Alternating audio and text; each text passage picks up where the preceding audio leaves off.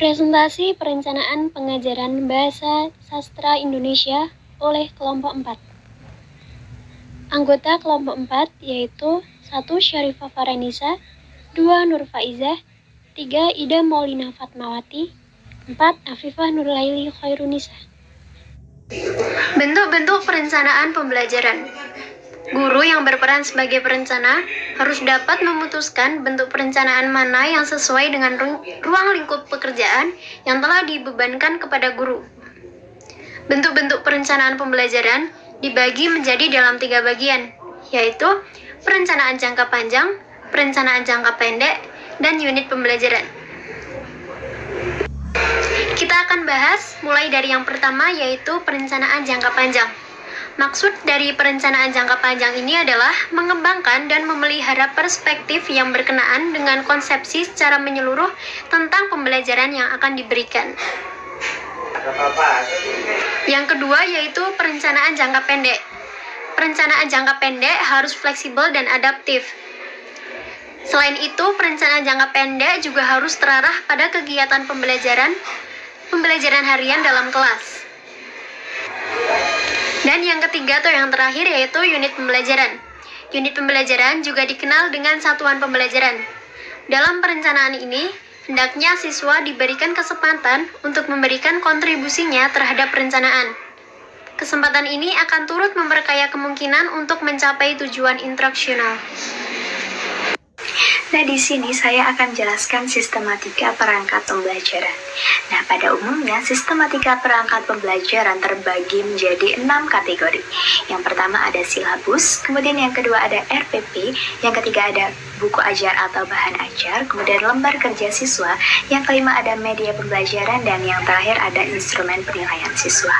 Nah, untuk mengetahui lebih lanjut, mari kita simak penjelasan berikut ini. Dan yang pertama, saya akan menjelaskan tentang silabus. Nah, silabus ini merupakan rancangan pembelajaran yang berisi rencana bahan ajar materi pelajaran pada kelas tertentu atau pada jenjang tertentu.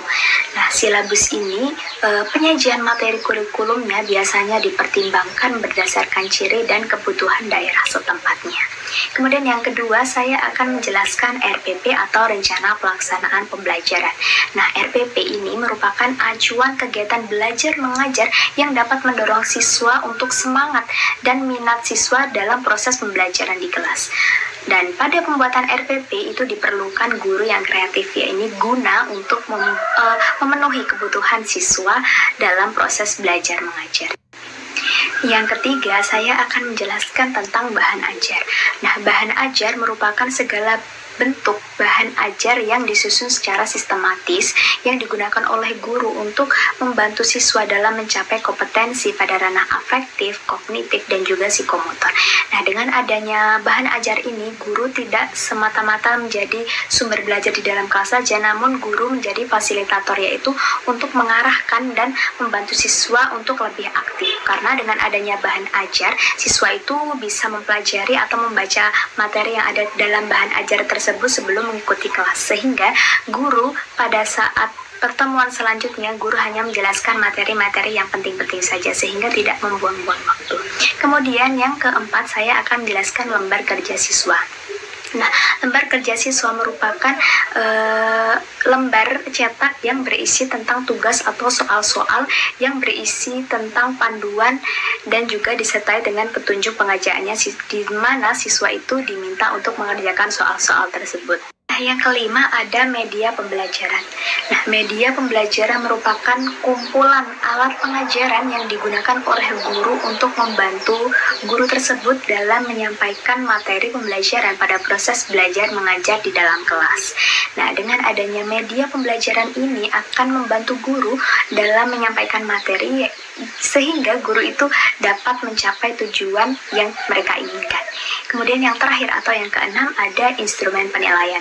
Nah, instrumen penilaian merupakan proses pengumpulan atau pengolahan informasi hasil belajar siswa sehingga hasil tersebut itu sebagai bentuk untuk menentukan keputusan atau kebijakan instruksional.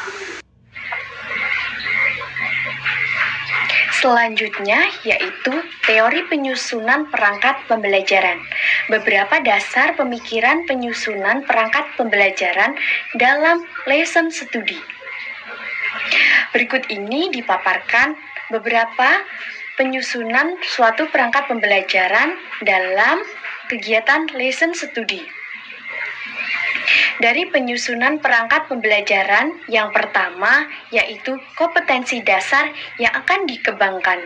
Dalam kurikulum KTSP, guru dituntut untuk mempunyai kreativitas lebih dalam merancang pembelajaran agar kompetensi dasar yang telah ditetapkan dapat tercapai. Ada 3 aspek dalam kompetensi dasar untuk siswa yang harus dicapai, yaitu kompetensi akademik, meliputi penguasaan konsep dan metode keilmuan, kompetensi pribadi yang menyangkut perkembangan etika dan moral, serta kompetensi sosial. Ketiga kompetensi ini dikembangkan dalam proses pembelajaran. Oleh karena itu, harus nampak dalam kerangka pembelajaran mulai dari rencana pembelajaran sampai dengan evaluasi proses pembelajaran. Teori penyusunan perangkat pembelajaran yang kedua yaitu karakteristik materi pelajaran atau pokok bahasan. Setiap materi pelajaran mempunyai sifat masing-masing. Materi IPA akan berbeda dengan matematika atau bahasa.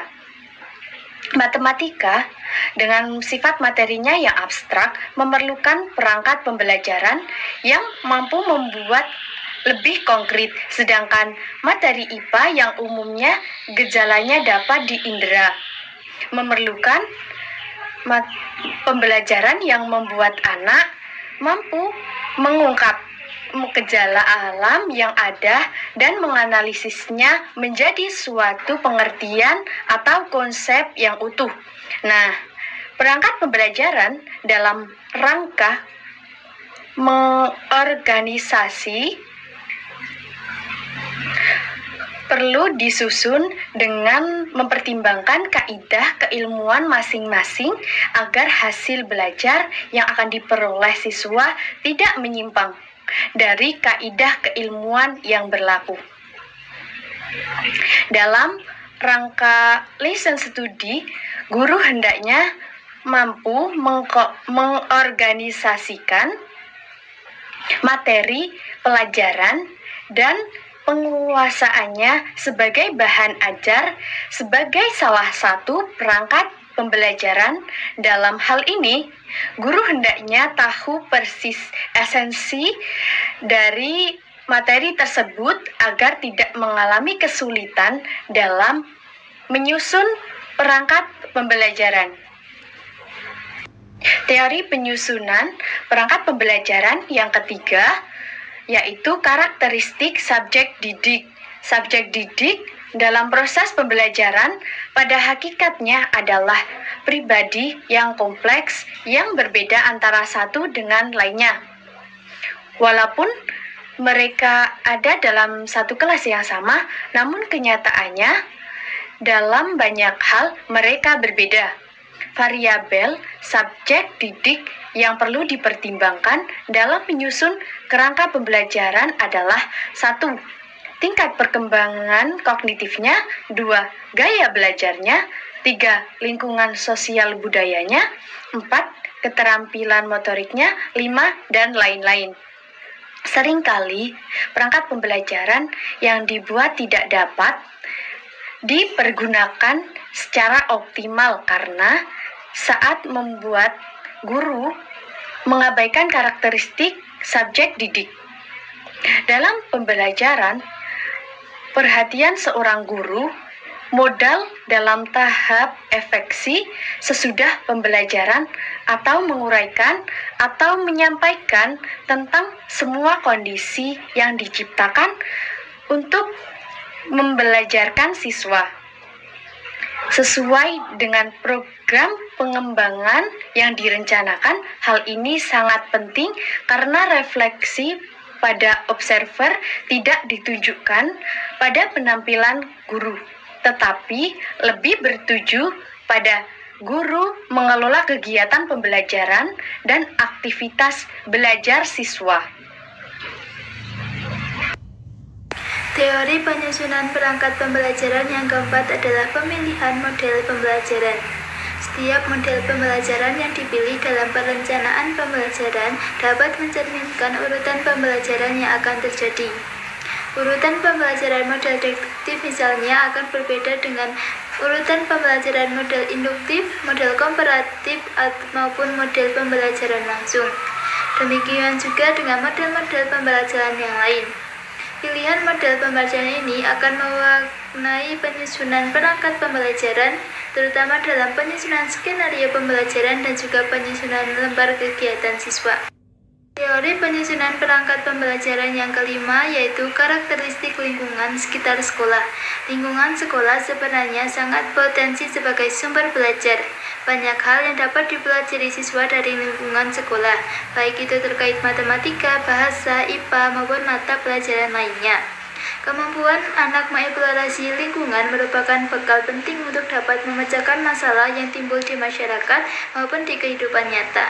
Terutama jika kita memilih pendekatan Contextual Teaching Learning atau CTL dengan pengembangan kecakapan hidup bagi siswa dapat dimulai dari lingkungan sekolah. Teori penyusunan perangkat pembelajaran yang keenam adalah alokasi waktu. Alokasi waktu yang tersedia untuk kegiatan lesson study juga penting untuk diperhatikan dalam perencanaan yang akan dituangkan dalam perangkat pembelajaran agar pelaksanaan lesson study benar-benar efektif dan tidak berakibat sebaliknya. Perlu diingat bahwa bagaimanapun waktu merupakan salah satu faktor pembatas utama dalam PBM.